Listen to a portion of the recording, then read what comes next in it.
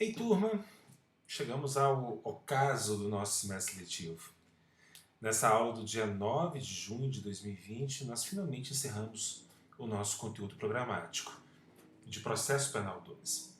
E se vocês pensam que vão ficar livres do penal, do processo penal, lembrem-se de que no semestre que vem nós temos a prática penal e no 10º período ainda temos direito penitenciário e execução penal.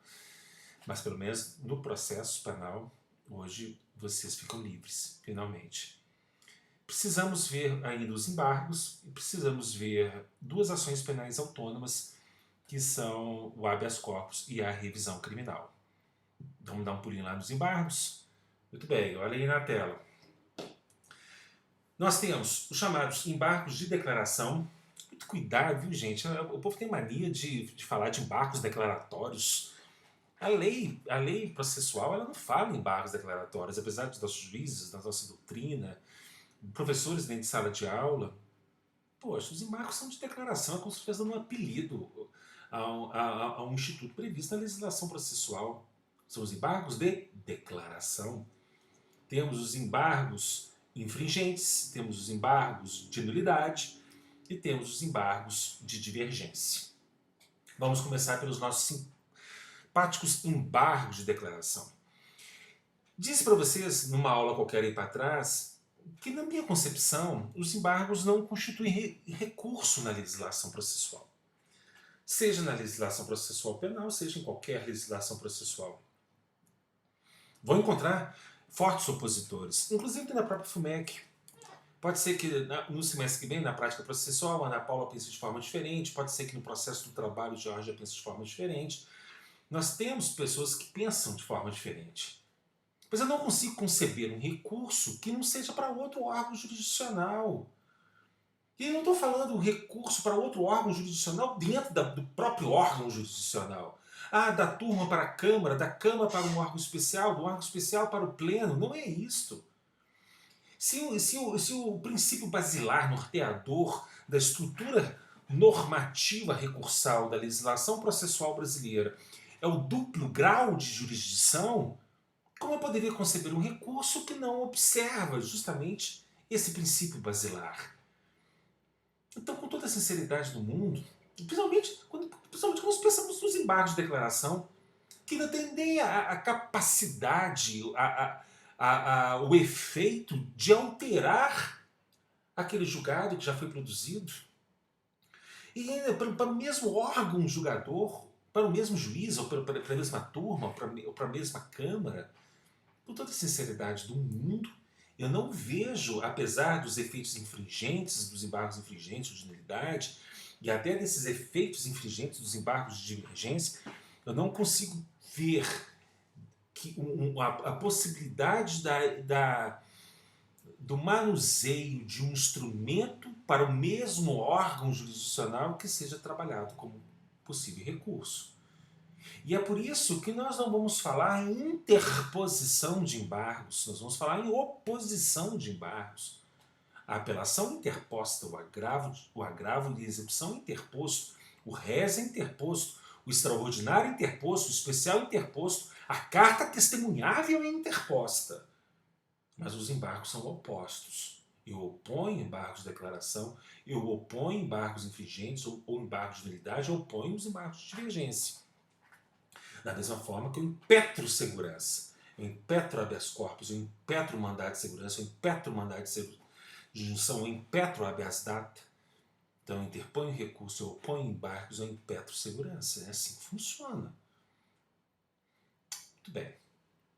Os nossos simpáticos embargos de declaração, eles estão previstos em 3 pontos diferentes da legislação processual penal brasileira. Nós temos os embargos de declaração da decisão proferida pelo juiz em primeiro grau, em todos os procedimentos, exceto o procedimento sumaríssimo, lá no artigo 382.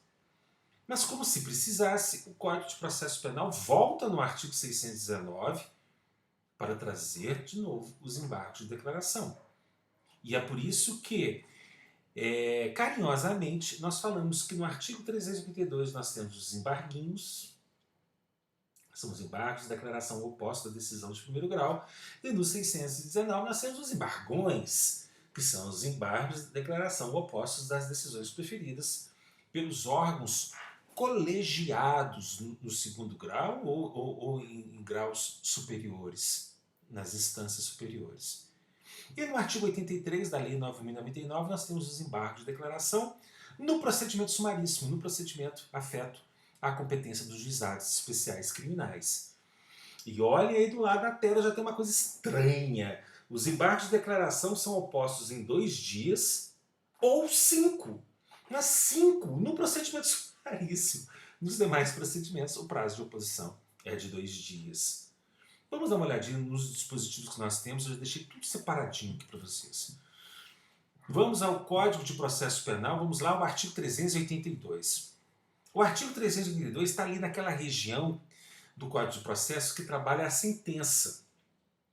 Tanto que o 385 traz aquela regra de que o juiz pode decidir independentemente do pedido das partes. O 386 traz a sentença absolutória. O 387 traz a sentença condenatória. No 382 nós temos, está destacado aqui na tela para vocês, vou colocar aqui bem em cima, vejam aí. Qualquer das partes poderá, no prazo de 2 dias, pedir ao juiz que declare a sentença, sempre que nela houver, olhem que interessante, são 4 hipóteses, obscuridade, ambiguidade, contradição ou omissão. Então eu posso opor embargo de declaração no prazo de 2 dias para suprir na sentença de primeiro grau obscuridade, ambiguidade, contradição ou omissão. Muito bem. Lá no 619 nós temos os embargos das decisões proferidas pelos órgãos colegiados dos tribunais. Aos acórdãos proferidos pelos tribunais de apelação, num bonito que tinha os tribunais de justiça, câmaras ou turmas, poderão ser opostos os embargos de declaração no prazo de 2 dias, contados da publicação, quando houver na sentença, no acórdão, ambiguidade, obscuridade, contradição ou omissão. Engraçado que aqui o termo já tinha desaparecido. Então vejam, seja da decisão de primeiro grau, seja da decisão de segundo grau, poderão ser opostos os embargos de declaração sempre no prazo de 2 dias da intimação da parte, para suprir qualquer ambiguidade, obscuridade, contradição ou omissão. Não é muito diferente daquilo que você já conhece lá do processo civil. Com toda a sinceridade do mundo, eu consigo entender ambiguidade. A decisão ela traz um trecho que é ambíguo, um trecho que pode trazer 2 interpretações diferentes, muitas vezes 2 interpretações diametralmente opostas. Eu posso ter uma contradição, ok, num parágrafo eu afirmo uma coisa, no outro parágrafo eu contradigo aquilo que havia dito no parágrafo anterior. Ou eu posso caminhar a fundamentação no sentido e chegar à conclusão no sentido oposto. Eu caminho toda a minha fundamentação para uma absolvição e condeno. Eu caminho toda a minha fundamentação para uma condenação e absolvo.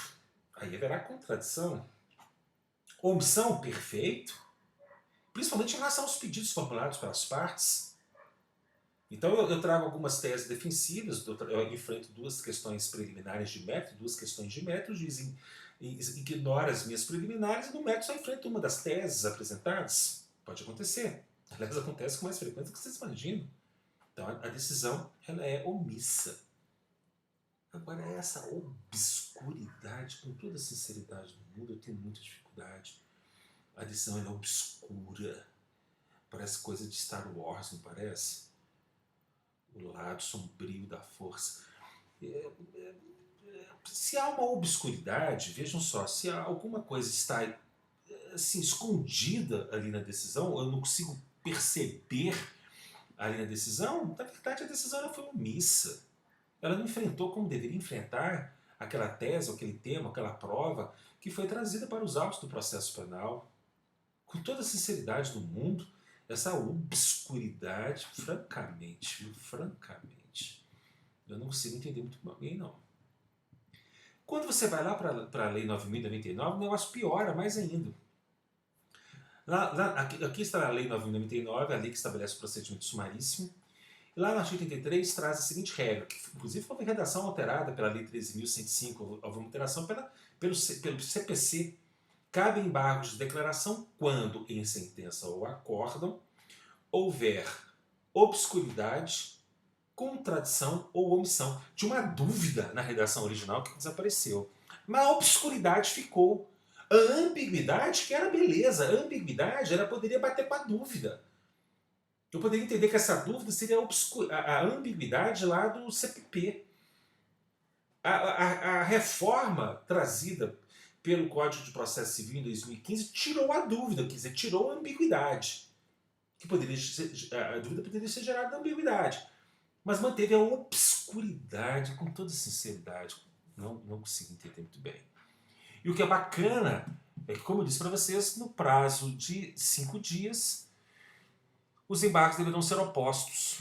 Olha que bacana. Lá no procedimento comum ordinário, no procedimento comum sumário, no procedimento especial do Tribunal do Júri, em qualquer procedimento especial, o prazo é de 2. Mas no sumaríssimo, o prazo é de 5 dias. Dureza, viu? Aqui tem uma regra importante, está lá no CPP também, os embargos de declaração interrompem um prazo para interposição de recurso. Interromper é zerar e começar a contar de novo. Então veio a sentença penal condenatória, ou sentença penal absolutória, foram opostos os embargos de declaração, houve a interrupção do prazo para a interposição da apelação, ou para a interposição do rese. Foi produzido um acordo no tribunal, houve daquele acordo a oposição dos embargos de declaração, houve a interrupção do prazo para a interposição do recurso especial ou a interposição do recurso extraordinário, independentemente do provimento ou não desses embargos. Ok? O acolhimento, né, como nós não falamos de recurso, olha que interessante, aqui é um vício de linguagem mesmo. Os embargos não são interpostos e não são providos, eles são acolhidos. Então eu conheço os embargos para poder acolher os embargos. Então, mesmo que eles não sejam acolhidos, o prazo foi interrompido. O meu prazo será devolvido para a interposição do recurso, seja da decisão do primeiro grau, seja da decisão proferida pelo tribunal. Ok? Os embargos de declaração, eles assumem ou assumiram uma outra finalidade muito importante, que foi a de servir de instrumento para o pré-questionamento das questões necessárias essenciais para a interposição de recurso especial e de recurso extraordinário aos tribunais superiores. Você sabe que o pré-questionamento ele é um dos requisitos essenciais de admissibilidade desses recursos ao STJ e ao STF. E acabou que os embargos de declaração se transformaram no veículo, no meio pelo qual essas questões constitucionais, questões de infringência de legislação federal, de divergência do acordo em relação a outros acordos proferidos dentro do território nacional, os embargos de declaração acabaram virando instrumento para que houvesse esse pré-questionamento. A questão é, seriam obrigatórios os embargos de declaração pré-questionatórios? Os embargos de declaração para pré-questionamento de matéria? Eu entendo que não. Só há necessidade da oposição dos embargos de declaração para pré-questionar uma matéria se a questão que agora vai ser discutida como objeto de recurso especial ou recurso extraordinário tiver surgido por ocasião do julgamento no tribunal. Se aquela questão já foi revolvida nas instâncias ordinárias, não há necessidade de revolvê-la de novo por meio dos embargos de declaração. Eu devo interpor diretamente recurso especial, recurso extraordinário. Então vamos imaginar que tem uma questão constitucional que foi levantada pela defesa no momento em que foi apresentada a resposta à acusação. Ela foi enfrentada pelo juízo, depois ela foi novamente questionada nas alegações finais, ela foi enfrentada pelo juiz na sentença. Nas minhas razões de apelação, eu levanto novamente como preliminar de mérito aquela questão constitucional, o tribunal enfrenta no acórdão. Poxa, eu tenho que opor embargos de declaração para discutir essa mesma questão que já foi discutida 2, 3 vezes naquele processo? Não, eu já escutei a instância ordinária, agora eu vou direto ao tribunal. Mas pode ser que a questão tenha surgido na sessão de julgamento. Uma vez, eu fui contratado para fazer sustentação oral no tribunal de um processo oriundo do interior do estado. Muito comum, já disse isso para vocês. Nós, advogados da capital, somos sistematicamente contratados só para ir ao tribunal. Apresentar memorial, despachar com o desembargador, e ir na sessão de julgamento, e realizar a sustentação oral. E neste caso específico eu fui contratado só para sustentar. Beleza. Para sustentar, é claro que eu preciso ter acesso aos autos. Me mandaram cópia dos autos. O advogado que fez essa interlocução me mandou cópia dos autos. Ele tinha cópia dos autos até a apresentação das razões de recurso dele. Depois que vieram as contrarrazões do Ministério Público e, posteriormente, parecer no Tribunal do Ministério Público, daí para frente já não tinha mais cópia dos autos. Então ele apresentou as razões, vieram as contrarrazões, o juiz mandou os autos para o tribunal e já não teve mais acesso aos autos, então não tinha cópia. Não tem problema, eu vou ao tribunal. Esses autos ficaram com o Ministério Público, depois voltaram para o desembargador relator, passou pelo revisor, voltou para o relator e nunca estavam disponíveis. Não tem problema. No dia da sessão, eu chego um pouquinho antes. O que eu precisava fundamentalmente? Eu já tinha as alegações finais do Ministério Público nos autos, eu precisava aparecer no Ministério Público no tribunal. Como costuma ter meia lauda, 2 laudas, e meia hora antes eu faria a leitura, incorporaria aquilo à defesa que eu iria sustentar em plenário, sem problema. Maravilha. A tese defendida pela defesa, desde a resposta à acusação, é de que houve uma busca e apreensão. A prova técnica que havia do ilícito, ela foi obtida por meio da busca e apreensão, e não havia nos autos qualquer informação sobre mandado de busca e apreensão. Então, desde a resposta à acusação, passando pelas alegações finais e razões de apelação, é de que aquela prova central para a definição da própria existência do crime teria sido obtida por meio ilícito. Consequentemente, deveria ser desentranhada dos autos. E ao desentranhar essa prova, não restaria prova nenhuma da materialidade delitiva, a sentença deveria ser absolutória. Perdão. Essa foi a tese sustentada pela defesa ao longo de todo o processo. O Ministério Público nem aí, juiz nem aí, condenou independentemente da prova. Quando foi interposta a apelação criminal, os autos foram para o Ministério Público para contrarrazões. Antes de oferecer as contrarrazões, o Ministério Público requeriu uma diligência. Já havia sentença penal condenatória nos autos. Requeriu uma diligência. Senhor juiz, já que a defesa insiste nessa tese, faz o seguinte: oficia a Polícia Militar e vê se tem algum mandado de busca e apreensão arquivado lá na Polícia Militar. Não tinha sido ele, juiz, que tinha expedido mandado de busca e apreensão, não.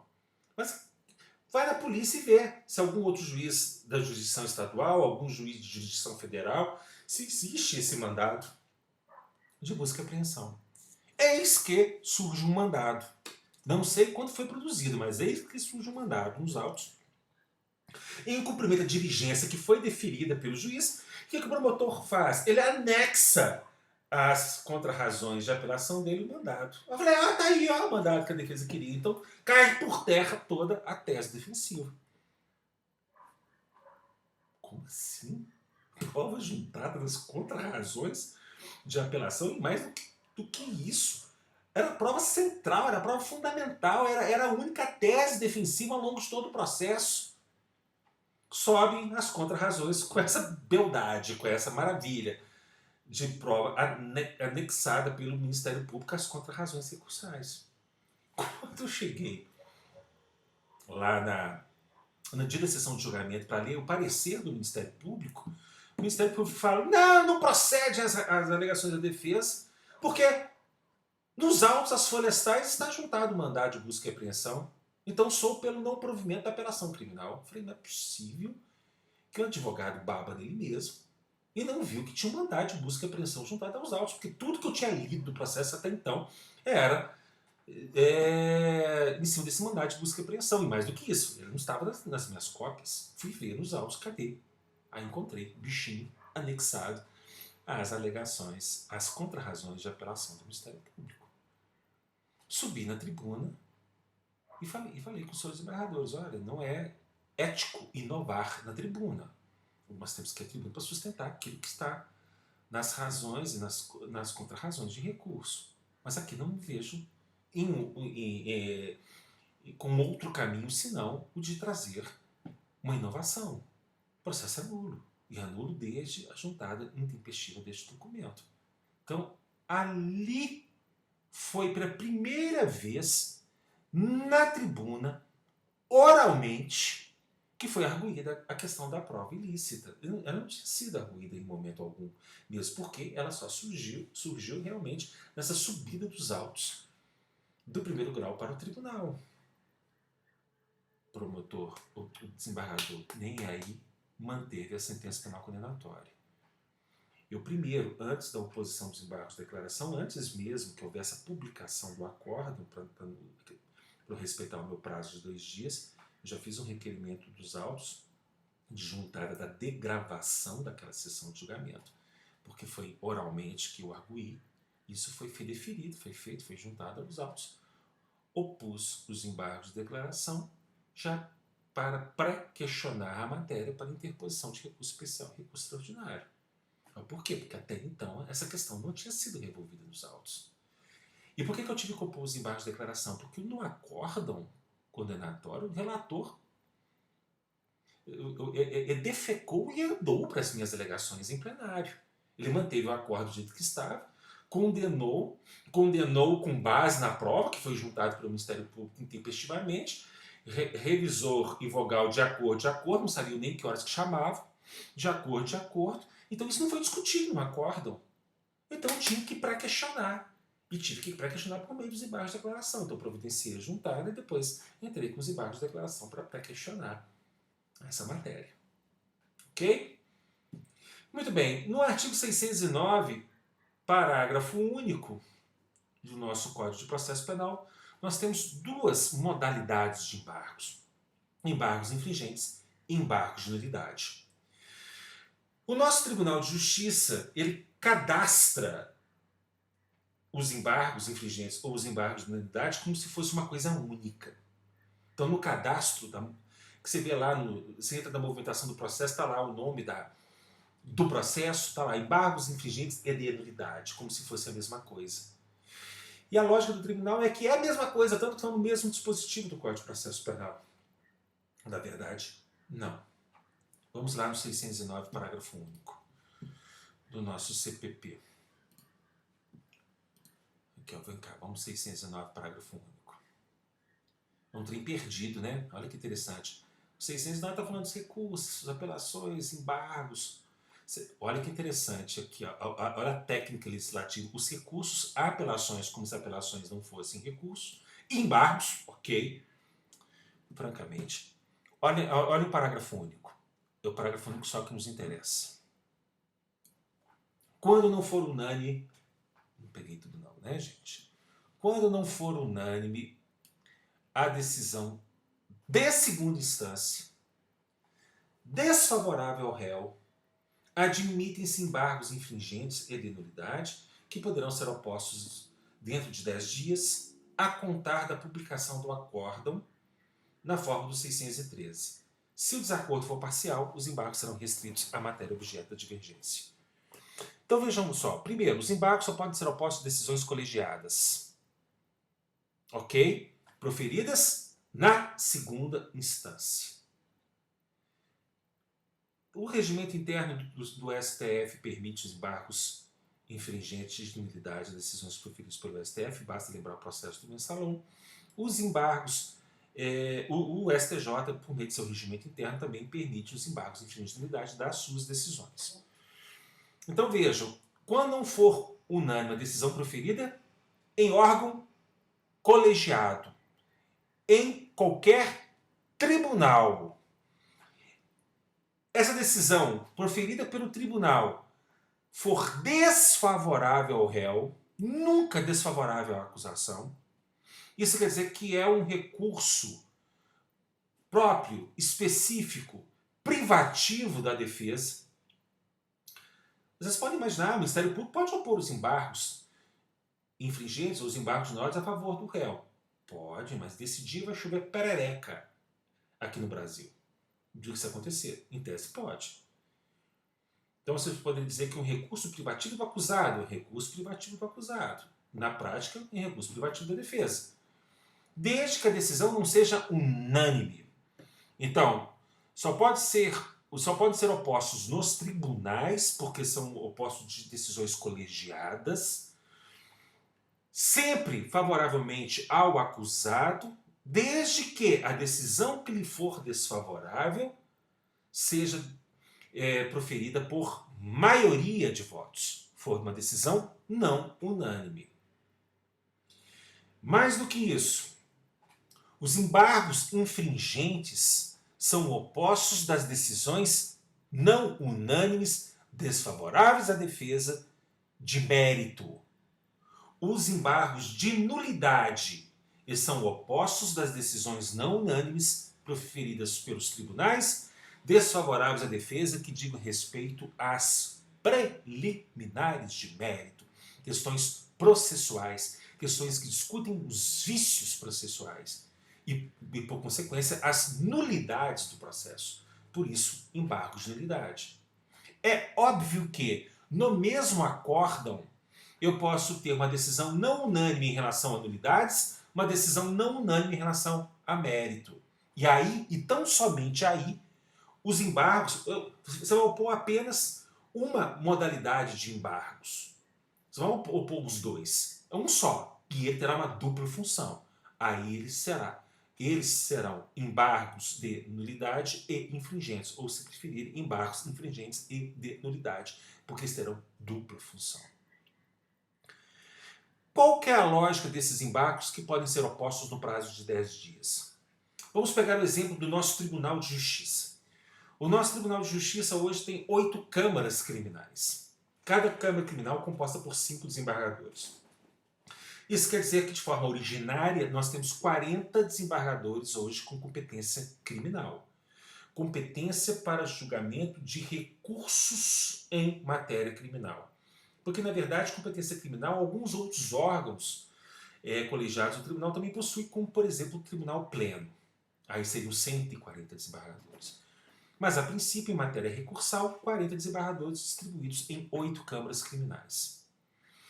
Quando uma apelação, um rese, um agravo em execução, ele chega no tribunal, ele é distribuído por sorteio para um desses 40 desembargadores. Vamos imaginar que aqui eu tenho a primeira Câmara Criminal, composta por 5 desembargadores, organizados por ordem de antiguidade. Mais antigo, segundo mais antigo, terceiro mais antigo, quarto mais antigo, mais moderno dentro do tribunal. Então aqui é por ordem de antiguidade na carreira dentro do tribunal. Vamos imaginar que no sorteio, este desembargador, o número 2 da primeira Câmara, foi o desembargador sorteado para ser o relator. Automaticamente, este passa a ser o revisor, este passa a ser o vogal. Formei a turma julgadora dentro da Câmara. O número 1 e o número 5 ficaram fora desse julgamento. Se esse mesmo recurso tivesse sido distribuído para o desembargador número 5, ele seria o relator, o número 1 seria o revisor, o número 2 seria o vogal, e aqui está formada a turma, o 3 e o 4 estariam fora. E assim eu vou formando as turmas dentro das câmaras para julgamento dos recursos aqui no nosso tribunal. Reforço, qual que seria a lógica dos embargos infringentes? Esses 3, o 2, o 3 e o 4, formaram a turma e julgaram o recurso, julgaram a apelação, por exemplo. A decisão não foi unânime, porque se ela tivesse sido unânime, 3 votos a 0, eu não preciso nem trazer esses 2 para o julgamento, que na pior das hipóteses a decisão será de 3 votos a 2. Não será mudado o conteúdo da decisão. Mas se eu tiver uma decisão por maioria, se a defesa tiver um voto que lhe foi favorável, trazer os outros 2 para o julgamento pode reverter o resultado. Um resultado que era 2-1 desfavorável para o acusado pode se transformar num resultado de 3-2 favorável a ele. Por isso, a existência dos embargos infringentes e embargos de nulidade. É justamente para aumentar o órgão julgador, para, ao trazer novos juízes, novos julgadores, eu possa reverter uma decisão que é desfavorável à defesa. Ok? Mas não se esqueçam, Os embargos podem ser opostos no prazo de 10 dias da publicação do acordo, desde que a decisão seja desfavorável ao acusado e a decisão não seja unânime. Decisões dessas proferidas por órgãos colegiados dentro dos nossos tribunais. Uma questão importante no final aqui do dispositivo: os embargos serão restritos à matéria objeto da divergência. Então vejam só, imaginem que 5 teses defensivas foram apresentadas.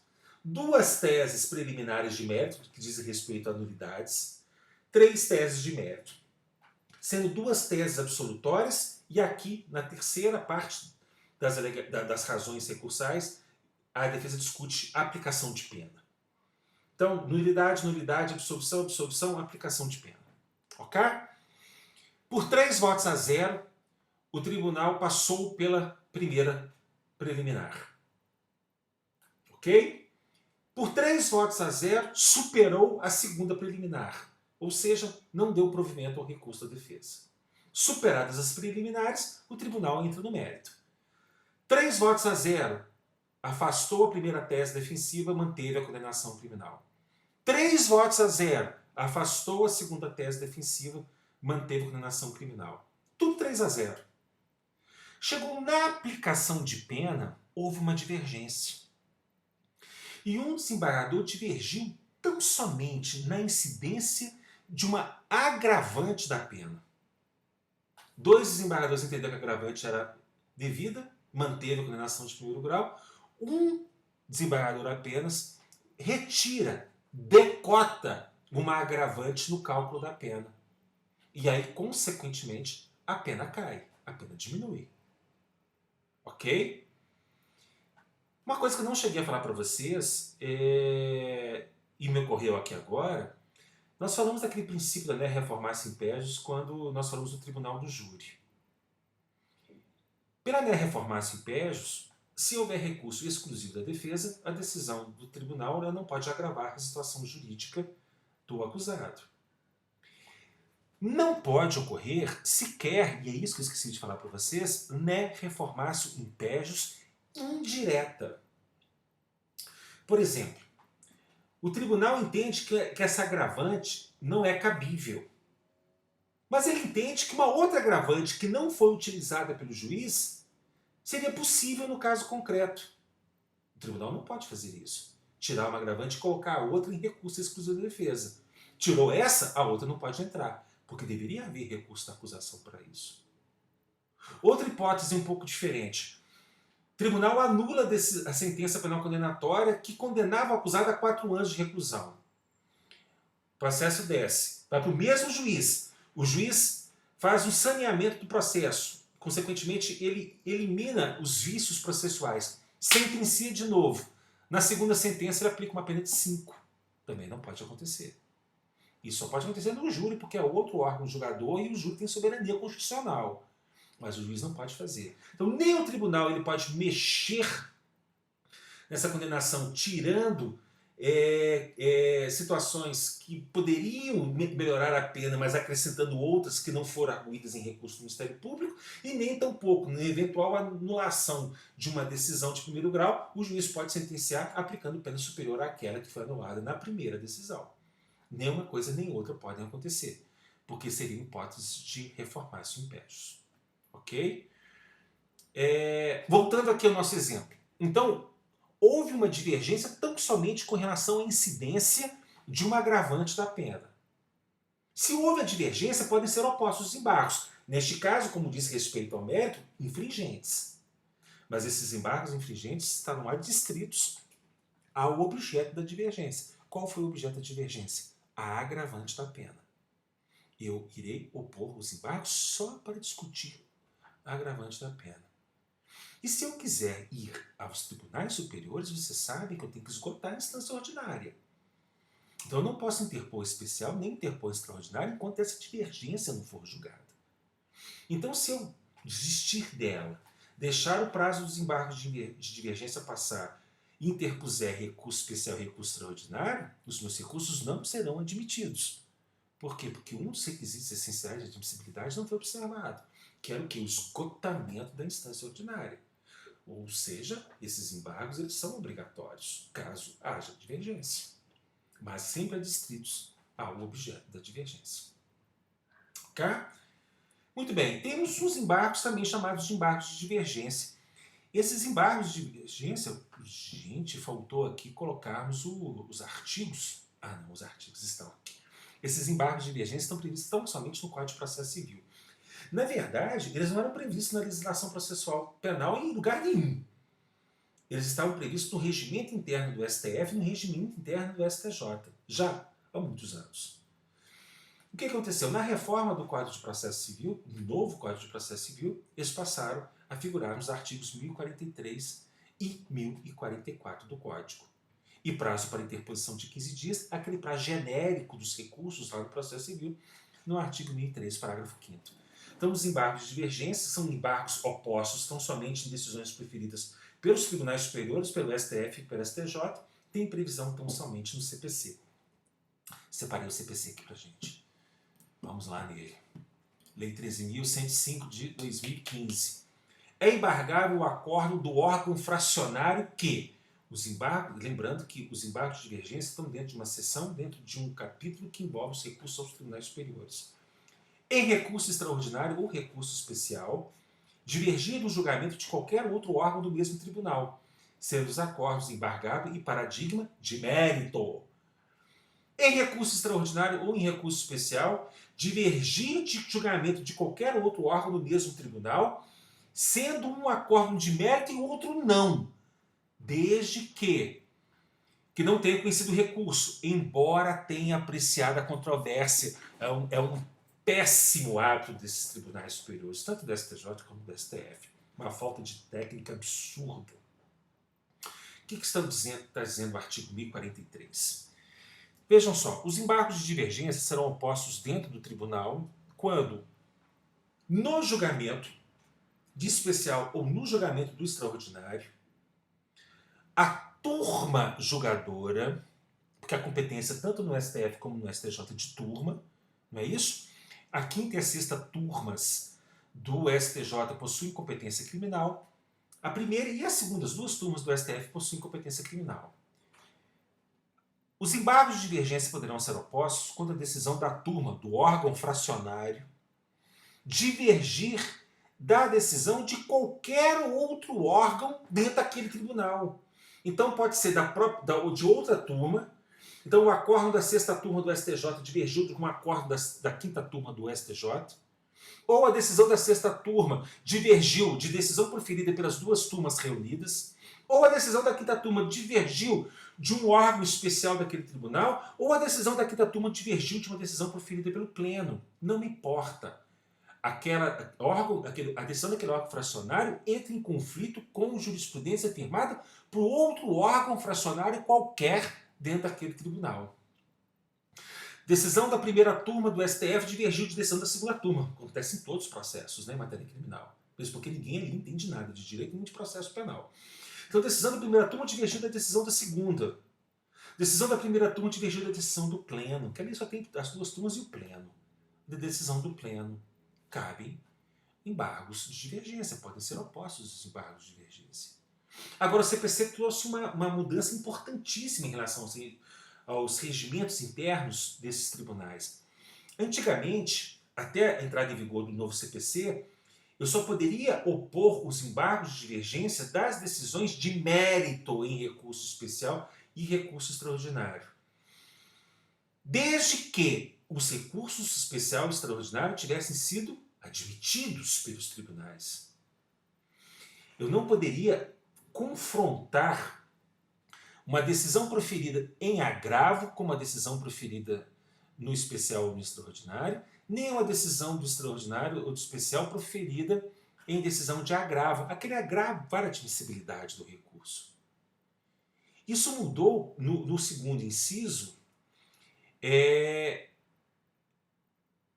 O segundo inciso foi revogado, no terceiro inciso. Por quê? Porque os nossos tribunais eles têm mania de não conhecer do recurso, mas mesmo assim enfrentar o mérito. Isso acontece todo dia, tanto no STJ quanto no STF. Ora, não admito não, mas Em relação ao mérito, e desce o cacete no mérito. Lá no julgamento do agravo, ou na própria admissibilidade daquele recurso. Então, se na admissibilidade do recurso houver enfrentamento de mérito, este acórdão com essa decisão monocrática, proferida pelo relator, ela pode desafiar também os embargos de divergência nos termos dos 1043, terceiro inciso. Ok? Então, STF, STJ, decisões em recurso especial e recurso extraordinário, decisão de um órgão fracionário que divergir da decisão de outro órgão infracionário. Eu posso opor os embargos de divergência. Como uma questão importante, no processo penal, o empate é sempre favorável à defesa. Então, você pega um tribunal como o STJ, que tem duas turmas, ou o STF, tem duas turmas. No STF eu vou levar para o, se eu levar para o pleno, beleza. Se eu trouxer as duas turmas, o número vai ser par. Quinta turma e sexta turma, 5 ministros em cada uma delas. Eu tive uma decisão da sexta que diverge da decisão da quinta. Opondo os embargos de divergência, eu passo a ter um órgão julgador composto por 10 ministros. Se houver empate 5-5, nos embargos de divergência, a decisão é favorável à defesa. Primeira turma divergindo da segunda, eu reúno as duas turmas, o presidente está fora. No STF, eu tenho um órgão formado por 10 ministros. Se dos embargos de divergência houver empate, a decisão será aquela mais favorável à defesa. Ok? Maravilha. Esses são os embargos no nosso processo penal, tirando os infringentes de nulidade, que têm particularidades em relação ao processo civil. Não vejo aqui nenhuma questão muito relevante para a gente. Lembrando que os nossos prazos, apesar do prazo dos embargos de divergência estarem previstos no 2003 do CPC, nós temos súmula do STF dizendo que os prazos processuais ainda são contados em dias corridos. Ok? Muito bem, recurso especial e recurso extraordinário, eu disse para vocês lá atrás. Vocês já estudaram no processo civil, não há necessidade nenhuma de nós repisarmos as mesmas regras. Se estudar as mesmas regras, o especial e o extraordinário se aplicam para o processo penal, à exceção do prazo em dias corridos. O que resta para nós fecharmos o nosso semestre letivo? Aleluia, aleluia. Nós temos duas ações penais autônomas que têm que ser enfrentadas, uma já muito conhecida de vocês, que é o habeas corpus, e a outra é a revisão criminal. O nosso habeas corpus, que tecnicamente, assim, ao pé da lei significa corpo livre, né, a liberdade do corpo, ele tem sede constitucional. Habeas corpus, meu povo, pelo amor de Deus, com um B só, com um P só, é habeas corpus, não é habeas corpus. Tinha até um boteco aqui em Belo Horizonte, não sei se vocês lembram disso, acho que ele ficava ali na Prudente Moraes, que era o habeas corpus. Então é habeas com B só, corpus com P só, pelo amor de bom Deus, não tem acento no A, viu gente? Não é com I, não é habeas. O habeas corpus, ele tem sede constitucional, ele está lá elencado entre as garantias fundamentais de todo e qualquer cidadão que esteja dentro do território nacional. É uma das mais importantes garantias que suplantou estados de exceção aqui no Brasil e que veio estampado no artigo 5º, 68 da nossa Constituição. Conceder-se habeas corpus sempre que alguém sofrer ou se achar ameaçado de sofrer violência ou coação em sua liberdade de locomoção, por ilegalidade ou abuso de poder. O habeas corpus é um remédio constitucional que visa a assegurar a liberdade ambulatória, a liberdade ambulatorial, o direito de ir e vir de todo e qualquer cidadão em face de coação ilegal promovida por qualquer tipo de autoridade pública. O habeas corpus tem sede constitucional e tem um regramento previsto nos artigos 647 a 667 do nosso Código de Processo Penal brasileiro.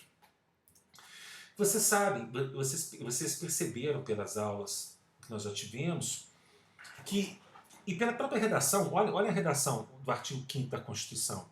Conceder-se habeas corpus sempre alguém sofrer ou se achar ameaçado de sofrer, na iminência de sofrer, violência ou coação em sua liberdade de locomoção.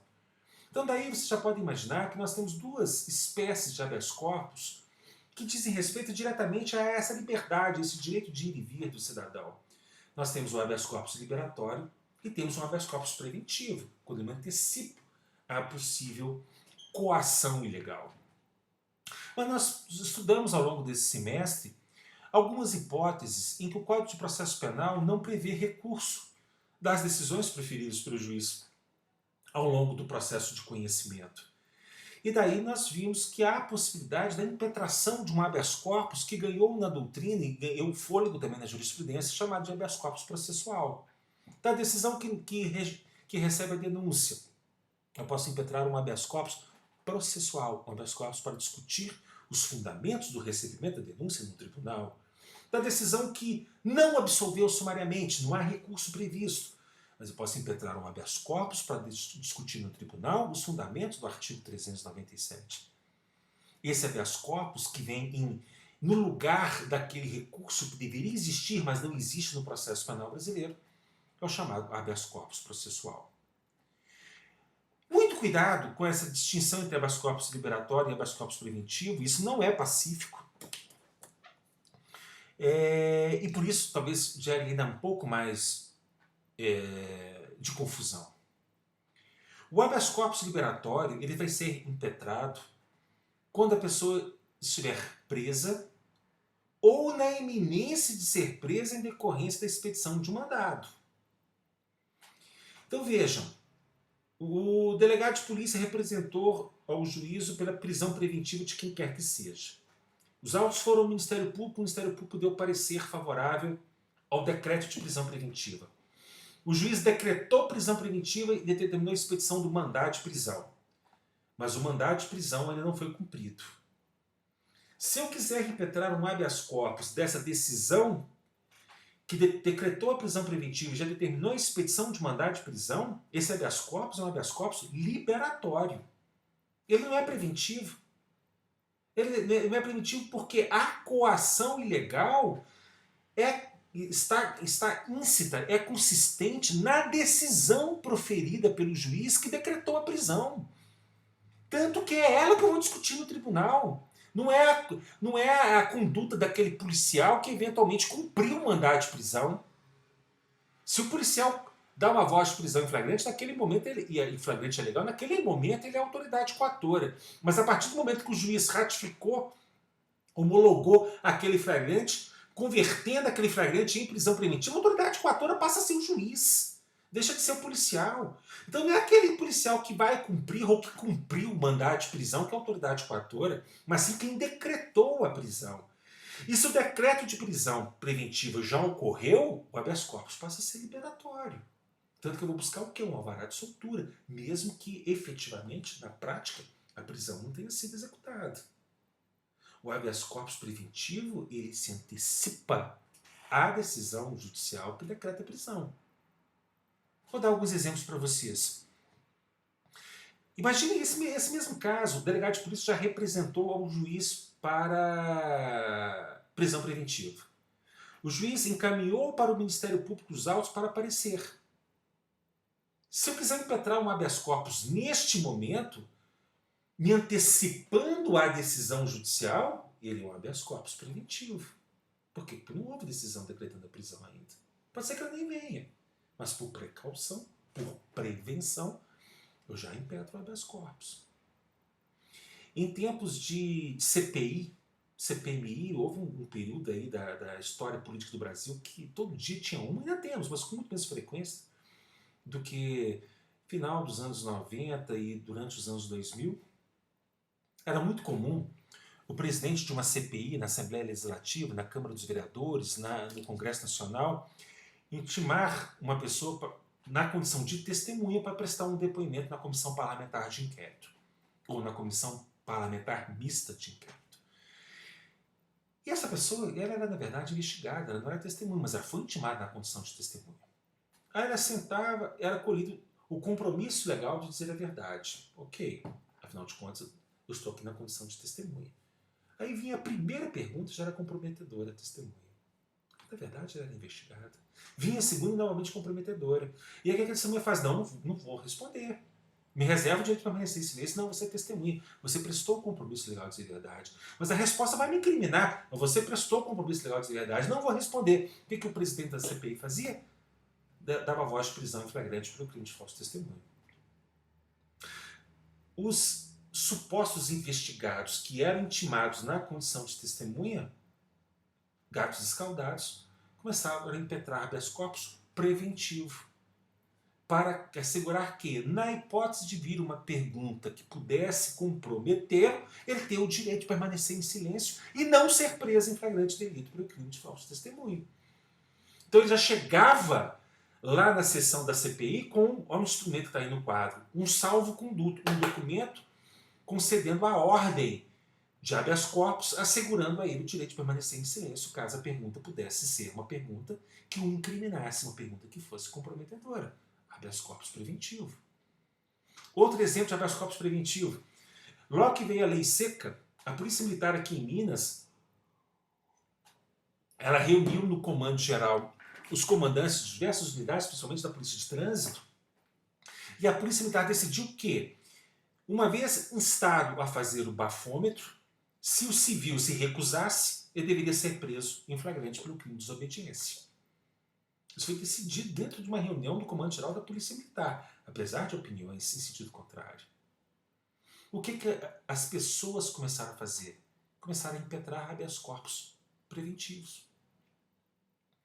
Mas habeas corpus preventivos contra uma possível futura coação ilegal a ser proferida por uma autoridade indefinida, uma autoridade policial que eventualmente estivesse lá na linha de frente numa eventual ocorrência policial. E não foi habeas corpus preventivo para assegurar o direito de beber e dirigir, não. Habeas corpus preventivo para assegurar o direito de não produzir prova contra si mesmo, que é um princípio basilar do processo penal, o princípio da não autoincriminação. Então vejam, as pessoas começaram a andar com salvos condutos debaixo do braço, concedidos pelo nosso Tribunal de Justiça, para que, se um dia ela fosse parar numa blitz, ela tivesse o direito de não soprar o bafômetro e que isso não gerasse uma prisão flagrante pelo crime de desobediência.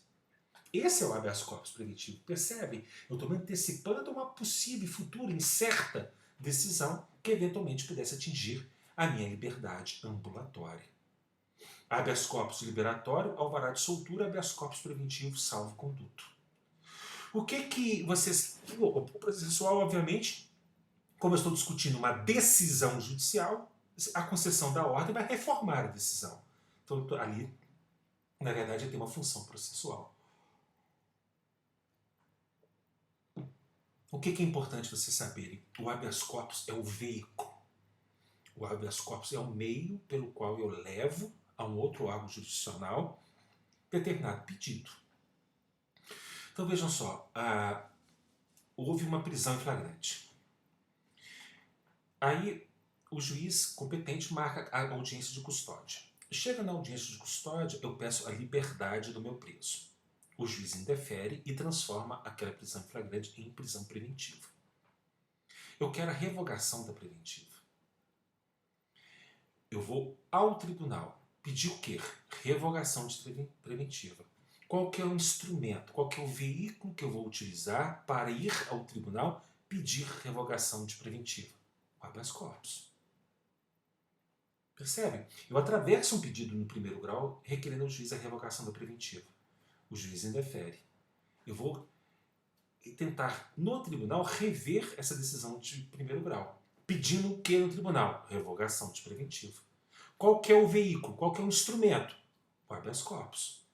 Então, o habeas corpus é a ação penal autônoma por meio da qual eu vou construir uma prova lá no tribunal para que o tribunal reveja aquela decisão produzida pela autoridade coatora para revogar uma preventiva, para conceder uma liberdade provisória, para relaxar uma prisão em flagrante, para revogar uma temporária, para reformar uma decisão, no caso do habeas corpus processual, para conceder um salvo-conduto, assegurando o direito à liberdade na futura hipótese de uma decisão proferida pela autoridade coatora. Então vejam, o habeas corpus é só o veículo. Eu vou pedir um habeas corpus no tribunal. Não, você não vai pedir habeas corpus, você vai pedir liberdade. O habeas corpus é o instrumento utilizado para pedir essa liberdade. Em qualquer um desses habeas corpus, nós temos, juntou tudo, né? Eu queria que viesse assim, um de cada vez, fiz mal. Nós temos 3 atores, 3 peças que são indispensáveis. Nós temos o impetrante, nós temos o impetrado, que para nós é a autoridade coatora, e nós temos a pessoa a favor da qual a ordem é impetrada, que é o nosso doente, é o nosso paciente. Por isso que o habeas corpus é um remédio constitucional, né? É um remédio para curar o nosso paciente. O impetrante está ali na tela para vocês, pode ser qualquer pessoa do povo. Qualquer pessoa do povo pode impetrar habeas corpus. E se qualquer pessoa do povo pode impetrar habeas corpus, eu coloquei ali embaixo no procedimento, olhem lá no procedimento, impetração, peça sem forma específica. Por que ela não tem que ter forma específica? Porque a pessoa do povo não é obrigada a conhecer o processo. Mas é óbvio que se o impetrante for um advogado, a peça vai ter a forma de uma peça inicial no processo penal. Com endereçamento correto, com referência ao número dos autos em que ocorreu a prisão, com identificação de impetrante, de paciente, de autoridade coatora, narração dos fatos, narração dos fundamentos jurídicos, pedidos. Não é assim que funciona? Ele tem que ser devidamente instruído. Então, qualquer pessoa do povo pode impetrar, e se qualquer pessoa do povo impetrar, pode vir do jeito que quiser. Há no folclore do processo penal aqui em Minas o caso de uma mulher que foi visitar um marido preso, e o marido já estava preso há mais tempo do que devia. Não havia defensoria pública na unidade prisional e ele estava jogado ao léu. O que ele fez? Ele falou: mulher, leve um pedido meu de liberdade lá no tribunal. Ele conseguiu um batom que não era da mulher, era de alguém lá. Vai entender o motivo pelo qual o batom estava dentro da cela. Com esse batom e com papel higiênico, não se assustem, porque a gramatura do papel higiênico da unidade prisional é maior do que a do seu caderno aí das anotações da aula de processo penal. Você faz assim com o papel higiênico, ele fica esticadinho. Ele pegou o papel higiênico e colocou lá: senhor juiz, sou fulano de tal, estou preso em tal lugar há tanto tempo. A minha prisão é ilegal porque minha pena acabou não sei quando e eu não fui colocado em liberdade. Peço a minha liberdade. A mulher pegou aquele papel higiênico, se inteirou de onde que ela tinha que levar o papel higiênico. Falaram: leva lá no tribunal. Chegou lá com o papel higiênico no tribunal. Esse papel higiênico foi distribuído como uma ordem de habeas corpus. E esse habeas corpus foi concedido. Agora você, meu querido advogado, vocês já são quase bacharéis em direito. E muitos de vocês formarão no meio do ano que vem, já com aprovação no exame da OAB. Vocês já são quase bacharéis e quase advogados. Vocês vão impetrar um habeas corpus com forma de peça processual, de peça inicial de um processo penal. É uma ação penal autônoma, então é peça inicial, é a peça de impetração da ordem de habeas corpus. O impetrado é a autoridade coatora, o paciente é a pessoa a favor da qual se impetra a ordem de habeas corpus. Muito cuidado, viu, gente? Qualquer pessoa do povo pode impetrar a ordem de habeas corpus, mas você, advogado, vai impetrar um habeas corpus a favor de alguém que esteja preso nos autos em que um colega seu, advogado, atua sob procuração. Porque você estará passando por cima da procuração que foi otorgada lá. Eu não preciso de procuração para impetrar a ordem de habeas corpus. Apesar de que tem um animal feroz desembargador numa das câmaras criminais do tribunal que fala que se o advogado não juntar a procuração do habeas corpus, ele vai ser tratado como um impetrante qualquer.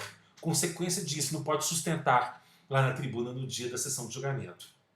Mas é um animal feroz.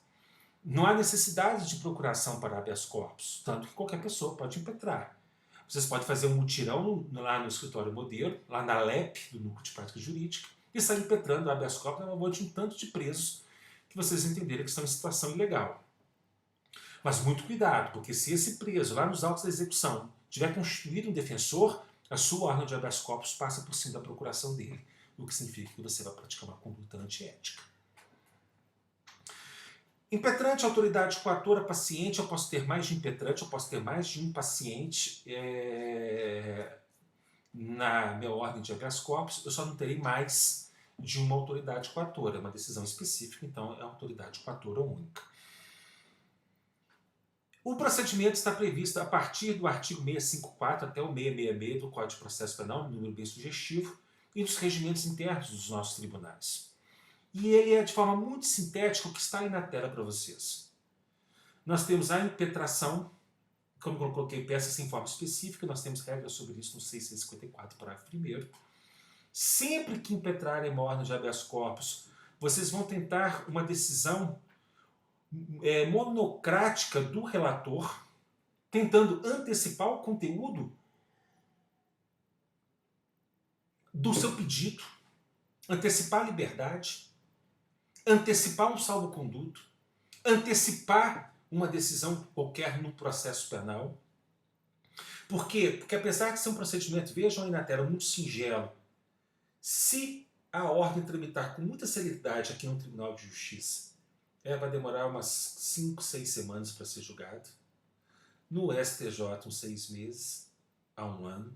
No STF, uns 2 anos. Então você tenta, por meio de uma liminar, sem ouvir a parte contrária, antecipar os efeitos da tutela que você busca por meio da ordem. E é claro que para que você peça a concessão de uma liminar na sua ordem de habeas corpus, vocês vão fazer a peça de habeas corpus do semestre que vem com a Ana Paula e vão ver a estrutura e vão ver o momento adequado para inserir o pedido de concessão da liminar. Vocês vão ter que demonstrar fumus boni iuris e periculum in mora. É claro que quando nós pensamos em ordem de habeas corpus, o fumus boni iuris vai ser efetivamente os fundamentos necessários para a concessão da ordem, e o perigo da demora é qualquer tipo de prejuízo que aquele preso, que aquele processado eventualmente sofra em decorrência da demora no julgamento da causa. Nosso tribunal não consegue liminar para a liberdade em Minas Gerais, nem se a mãe do desembargador for a paciente. Mas é muito comum liminar no habeas corpus processual. O que você vai pedir liminarmente no habeas corpus processual? Suspensão do andamento do processo até que haja decisão do tribunal. Isso normalmente ocorre. O tribunal suspende o andamento aqui embaixo até que haja decisão na concessão da ordem. A liminar ela é concedida ou não pelo relator, decisão monocrática. Nós costumamos impetrar habeas corpus ao STJ da decisão que não concedeu a liminar, mas normalmente o STJ nem dá satisfação. Criou-se nos tribunais superiores o péssimo hábito de conhecer para conceder ordem de habeas corpus. Habeas corpus não é recurso, então não tem juízo de admissibilidade. Ou você concede ou não concede a ordem de habeas corpus. O relator, concedendo ou não a liminar, ele vai pedir informações à autoridade coatora. A autoridade coatora não é parte não, viu gente? Ela só vai informar o que aconteceu ao tribunal. É claro que eu já vou instruir os autos com as peças que eu julgar que sejam necessárias para poder formar o convencimento do tribunal. Mas mesmo assim, o tribunal vai pedir informações à autoridade coatora. Percebam que eu coloquei assim prazo como interrogação, porque o código não fixa prazo para a autoridade coatora. Os tribunais costumam dar 5 dias, 10 dias, 15 dias de prazo, aí depende do desembargador relator. Chegando as informações da autoridade coatora, os autos vão ao MP, que neste caso atua como custos legis, ele não é parte na ação penal do habeas corpus. Então veja, aqui eu tenho impetrante, eu tenho paciente e autoridade coatora. Tecnicamente, parte aqui é só o paciente, representada pelo impetrante, porque não tem parte contrária.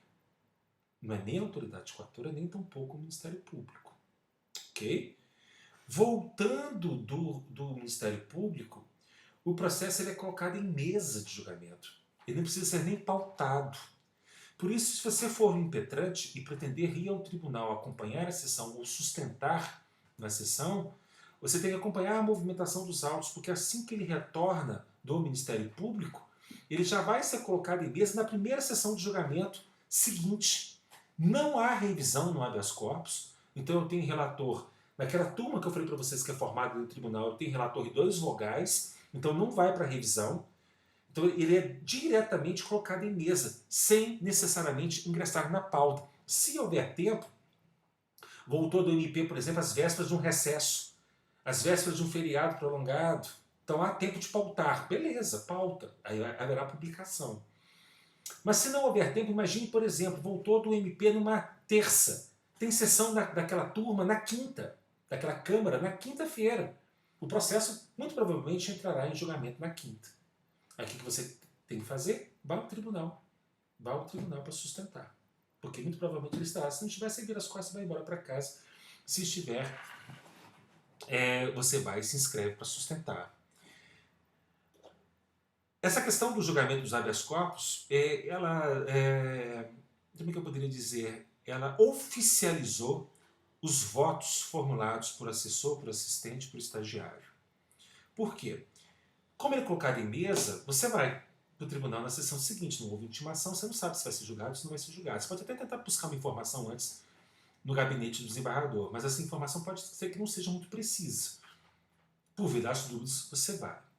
Aí você chegava lá na Câmara e verificava se o processo estava numa lista, era feita uma listagem à parte da listagem dos processos pautados com os processos colocados em mesa. Há um tempo atrás, você olhava para aquela lista, se o seu processo estivesse lá, você se inscrevia. Se não estivesse, você virava as costas e ia embora. Aí criaram o sistema TEMS, acórdãos lançados no TEMS. Então hoje, quando você chega lá no tribunal e o seu processo não está listado, você não pode já ir embora. Você tem que chamar o oficial. Oficial, verifique, por gentileza, no gabinete do desembargador fulano de tal, se tem um habeas corpus a favor de Tício saindo do forno. E se ele vai chegar no meio da sessão.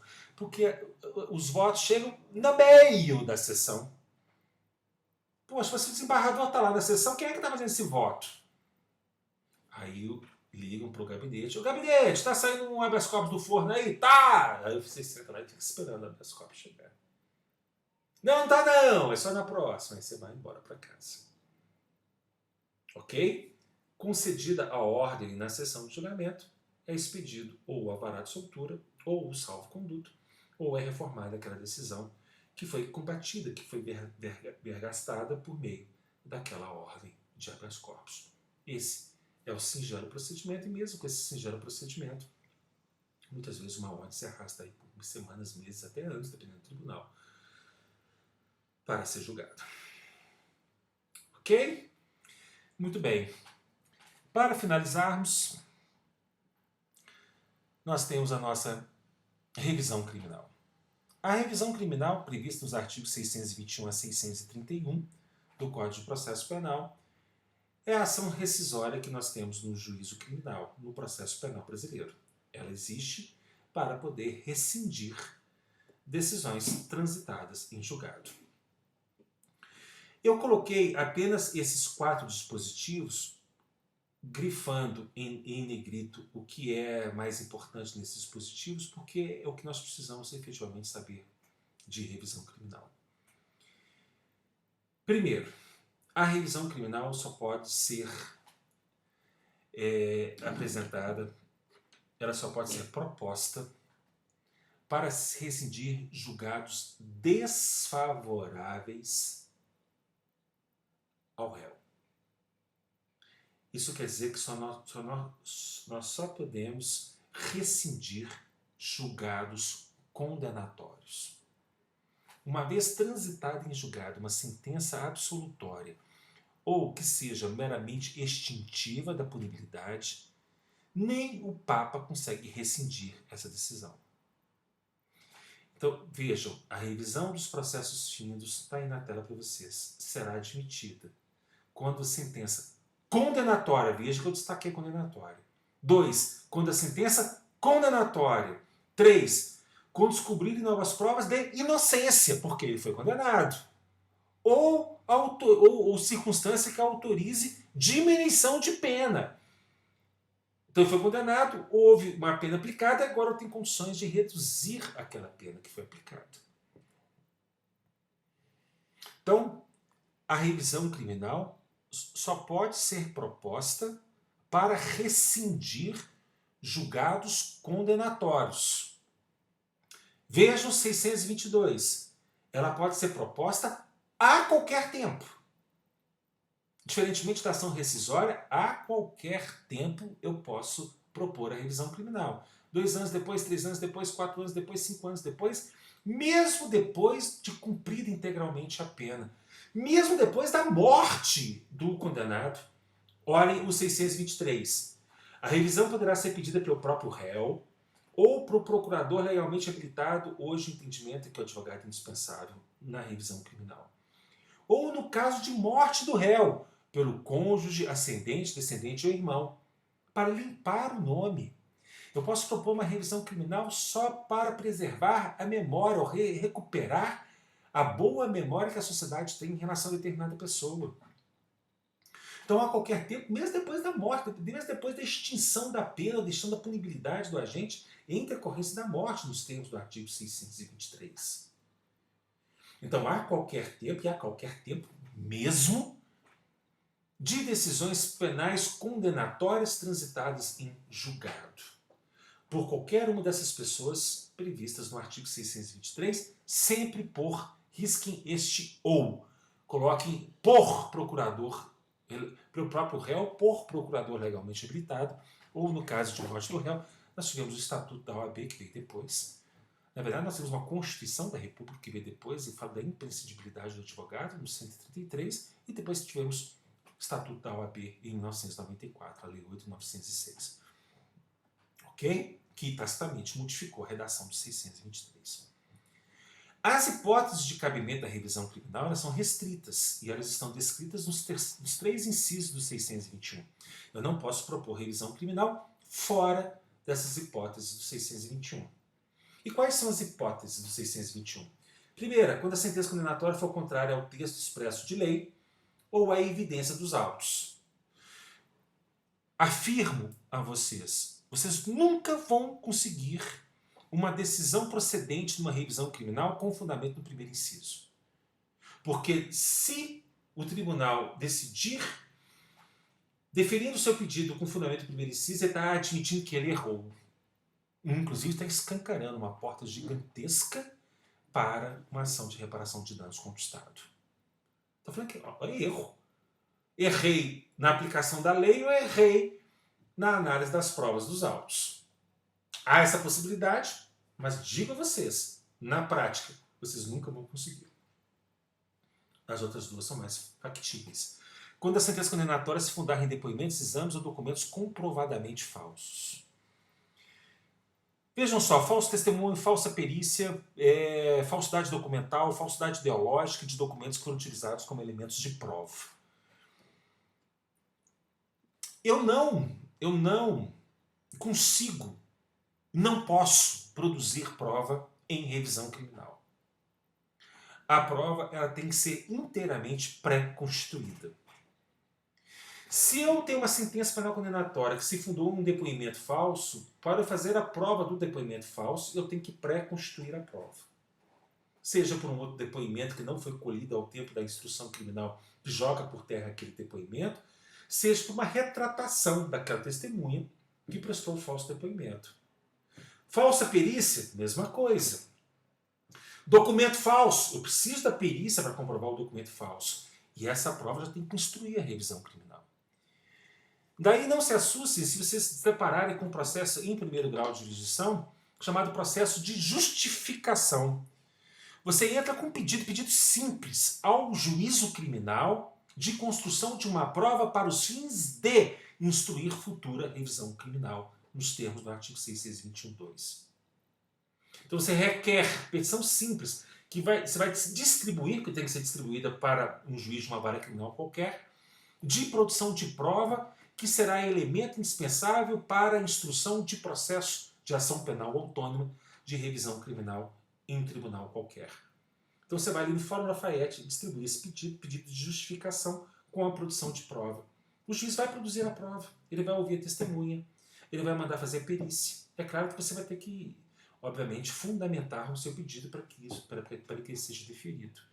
E uma vez produzida a prova, você faz carga definitiva desses autos e instrui a revisão criminal com esses autos lá no tribunal.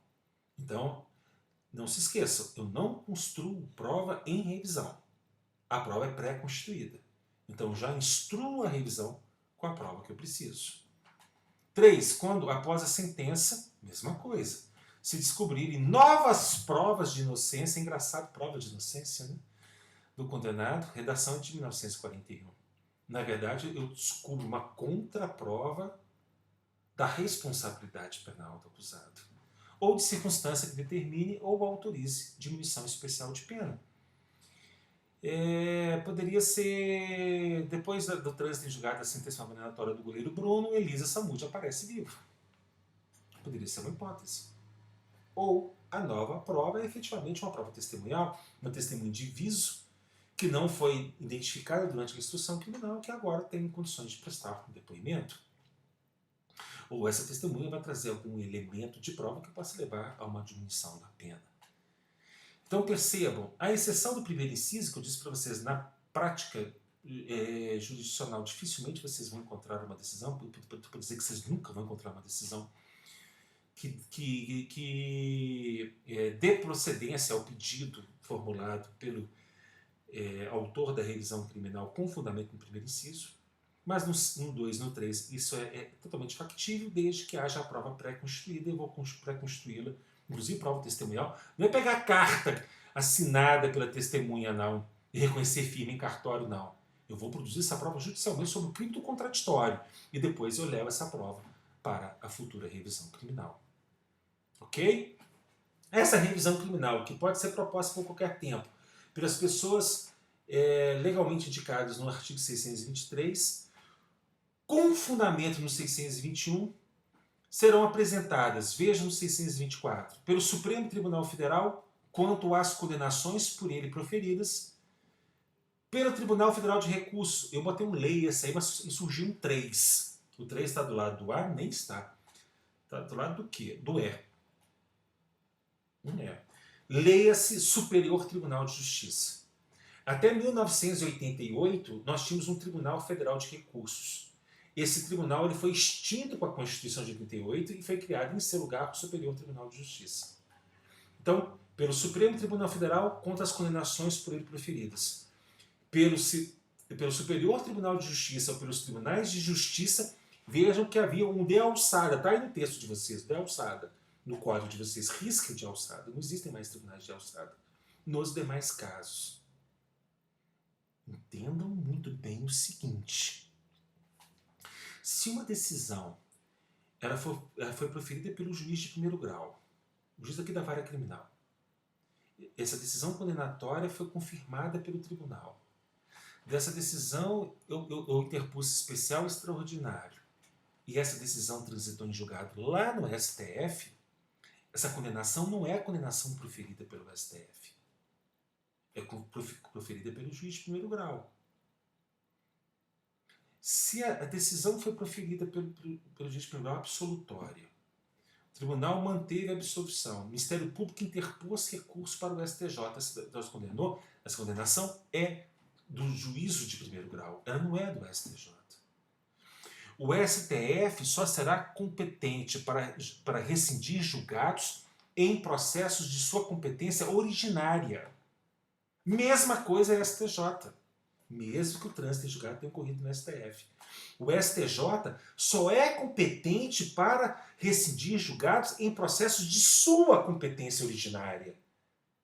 Aquelas hipóteses de foro prerrogativo de função. Caso contrário, se não for processo de competência originária do STF, nem processo de competência originária do STJ, sempre a competência será dos tribunais de justiça. Acrescentem, né, meu povo, pelo amor de Deus, os tribunais regionais federais e os tribunais de justiça militar, nos processos que forem da competência da justiça militar. Os tribunais estaduais e os tribunais regionais federais. Sempre. Competência do STJ só em processo de competência originária do STJ, competência do STF só em processos de competência originária do STF. Não me importa em qual tribunal tenha ocorrido o trânsito em julgado. Se foi no STJ, se foi no STF, não interessa. A revisão criminal só será nos tribunais superiores em processo de competência originária desses tribunais. O resto é de competência dos tribunais. Ou do Tribunal de Justiça, nos processos de competência da jurisdição comum estadual. No Tribunal de Justiça, Justiça Militar, nos processos de competência da Justiça Militar. No Tribunal Regional Federal, nos processos de competência da Jurisdição Comum Federal. Pronto. Está resolvido o nosso problema. Agora, qual órgão dentro do tribunal que será competente para conhecer da revisão criminal dependerá do regimento interno de cada tribunal, assim como o processamento dessa revisão dentro do tribunal. Então tem tribunal pequeno como o STF que trabalha com o seu pleno, o pleno é competente para conhecer das revisões criminais. O STJ são as câmaras reunidas.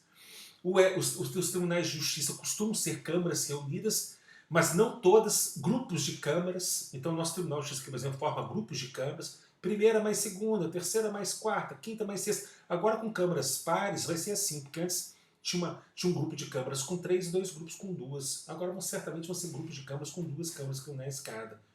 Então, quando você for distribuir a revisão criminal, você define a competência do tribunal pela regra do 624. Definiu a competência do tribunal, vá ao regimento interno daquele tribunal e verifique qual será o processamento, até para você realizar um correto endereçamento daquela revisão criminal dentro daquele tribunal. Ok? Maravilha, meu povo. Com isso, a gente encerra o nosso conteúdo programático nesse semestre letivo diferente, né, gente? Esse semestre letivo foi um semestre... Eu não diria estranho, vamos deixar diferente. Difícil pela toda essa situação provocada pela Covid-19. Mas eu entendo que foi um semestre produtivo. E eu espero que tenha sido um semestre produtivo. Eu espero que vocês tenham efetivamente absorvido os conteúdos não só do processo penal, como de todas as disciplinas que enfrentaram nesse semestre, e que esses conteúdos estejam em vocês para o resto de suas vidas, para o resto de suas vidas profissionais. Eu já disse isso para vocês, para aqueles que foram meus alunos lá no Penal 1, vou repetir agora e para aqueles que são meus alunos, eu direi pela primeira vez. Vocês vão ser aquilo que vocês quiserem ser. Só depende da força de vontade. Vocês são muito bons.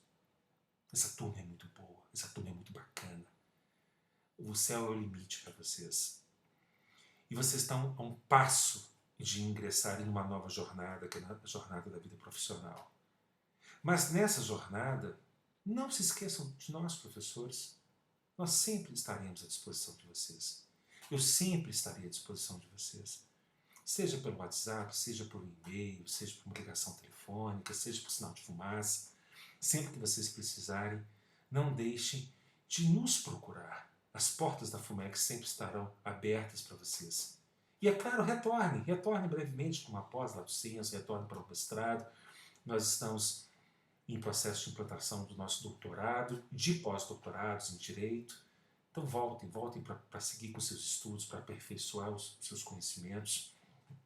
Vocês têm o privilégio de estudarem um dos melhores cursos de Direito do Brasil, sem falsa modéstia nenhuma. Não só pelos indicadores institucionais do MEC, da CAPES, do Conselho Nacional de Educação, das revistas especializadas, mas por tudo aquilo que eu vejo como avaliador institucional do MEC. Eu rodo este Brasil inteiro há muitos anos e sei exatamente identificar um curso de boa qualidade. Então vocês foram muito bem formados. Vocês são inteligentes e competentes demais. Com força de vontade, vocês serão aquilo que quiserem ser.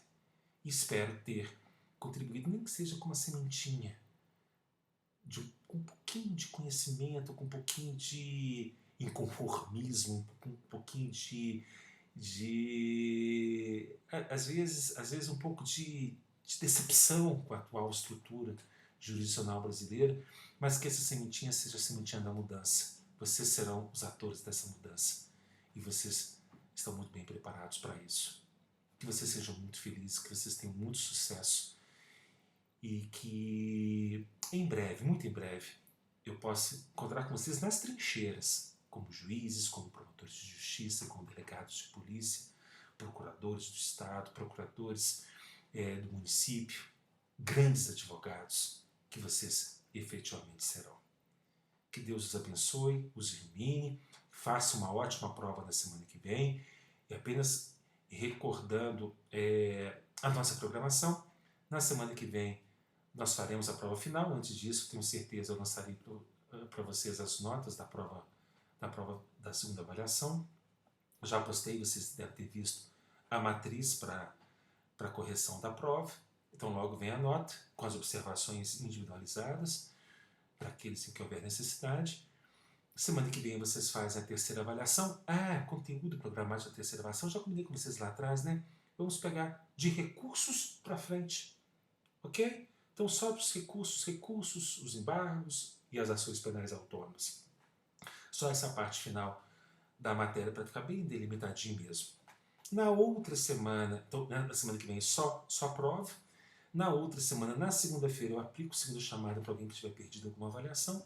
E na terça-feira, a gente faz um encontro síncrono, mais para matar a saudade e para nos despedirmos desse semestre letivo, do que efetivamente para revisar conteúdos. Vocês estão indo com muita tranquilidade nesse semestre, mas também para revisar a segunda avaliação, terceira avaliação, segunda chamada, enfim, para nós fecharmos o nosso semestre. Espero do fundo do coração que nós possamos nos encontrar, nos abraçar, trocarmos ideias presencialmente nos corredores da FUMEC no próximo semestre. É claro que isso não está nas nossas mãos, depende do poder público, mas é uma vontade, porque eu não vejo a hora de voltar à sala de aula. Um grande beijo para vocês, fiquem com Deus.